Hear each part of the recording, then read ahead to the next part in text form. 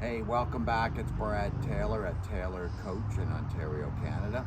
We're here to bring you another video on a 2023 14-foot Taylor coach. It's one that we've never showed before because it is a side door. A lot of our 14-foots are rear door, but everybody has their preference if they like a rear door or they would like a side door. The rear door offers you more floor space and options on the inside versus a side door, but the side door you can move the fridge up, and it almost comes back to our really traditional trailers that I built through the late 70s, 80s, and 90s. It's just a little bit more miniature because it has the side door. Has your front windows, has your box awning on the top, your back windows. This one, they've asked for the bike rack on the front. Something I want to reiterate, this is our new front window. I have had people make comments to us about, well, we're cutting costs on the front window, not putting the stone guard on it. It's actually a change that they're forcing us to do. They do not offer stone covers anymore on the front windows. These windows cost more because this is laminated glass in the front now, just like your windshield of your automobile. So it isn't a choice on my part, do I want to change or not? As we've been going through many years of this RV industry, we're coming into our 57th year, you see different things the manufacturers do that they say these are our changes. One of them was the stove tops when we went to the glass tops flush mount. Right now it's the front windows. All RVs basically do not have a cover on the front window. They all have pros and cons. This is nice if you have the bike rack on the front. You don't have to open up the stone guard to see out the front or flip the bike rack to get the stone guard open. You can see out all the time. You don't have to worry about if the stone guard's latched properly. You don't have to worry if it wasn't latched properly, could it fly open and rip off the trailer. We've had it happen. People didn't latch them properly. This way here, I guess, paying more money for the front window, not having a stone guard, we don't ever have to worry about the front window thing being latched properly. So that's just a little pros and cons on the front windows, and that's the direction we have to head in now because that's what's offered to us in products that we get to buy. It has your double tanks, your battery on the front, but I'll take you on the inside to show you some of the features on the inside that makes this kind of unique. To begin with, it has a little dinette here at the front. It's a little 30-inch dinette. They instead of putting the overhead cover, they went with just what we refer to as our shelf on the front. And this particular shelf is something we started doing back in 1982. I started doing all this kind of stuff. So sort of what goes around comes around as we keep going through and changing things. It does keep the front a little bit more open, not having an overhead cupboard here, and it's a shelf. So if you want to throw things up here, hats, cards, maps, whatever, he's got his actual handle for the awning to crank out the awning. Still has the little ledge at the front for setting things. And this goes into a single bed as well. So it's going to be a 6'3" by 30-inch single bed, which, still makes into a pretty good bed. It's size-wise and that at the same point. It does have your toilet shower combination here as well. So if you're wanting to shower or anything, has your exhaust fan and that in such a small trailer.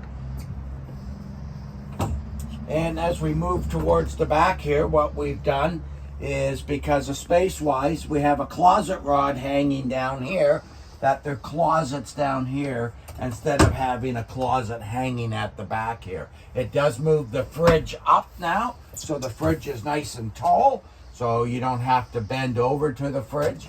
It is what we call a 2.7. It is a gas electric fridge.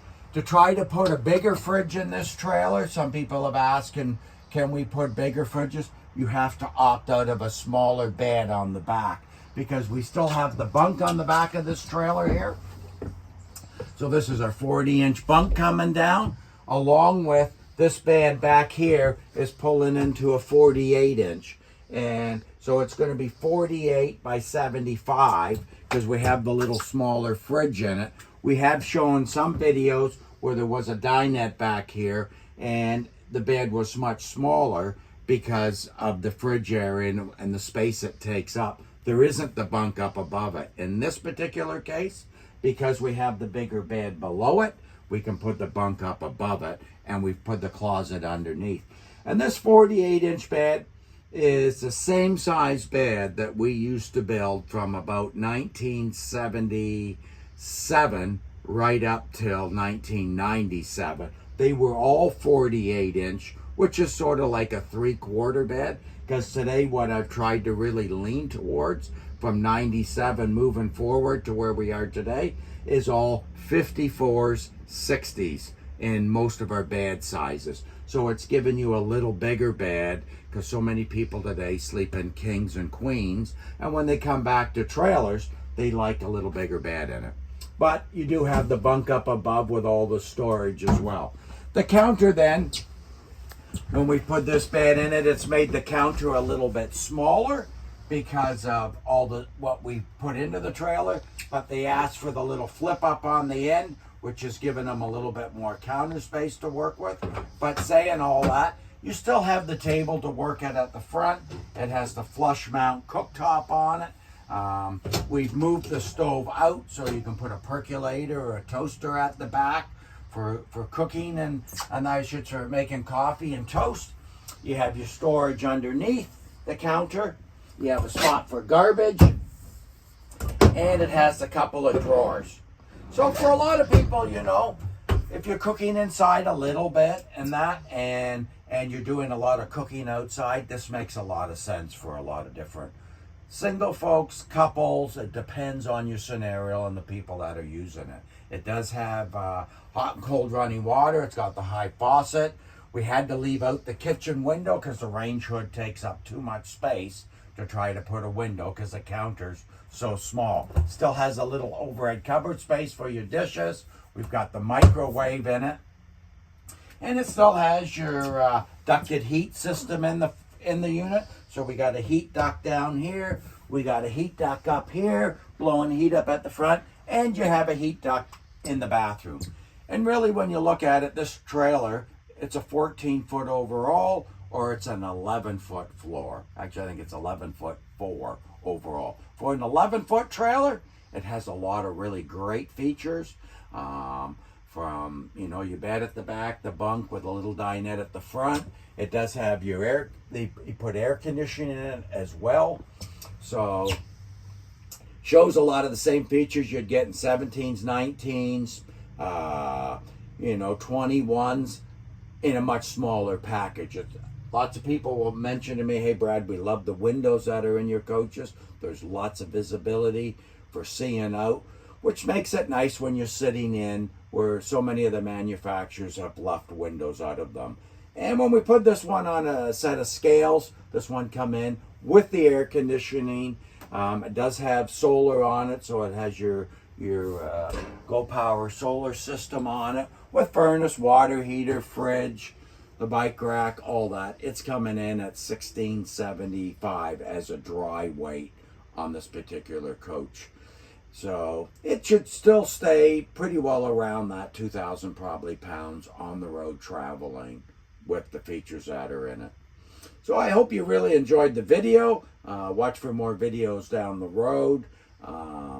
We've got some other interesting builds coming up as we're going through the rest of 2023. And if you got any questions on ones or you're looking for a trailer, don't hesitate to shoot us an email or give me a call on the phone. I'd be more than glad to answer your questions. Again, it's Brad Taylor at Taylor Coach. Talk to you soon. Take care. Bye now.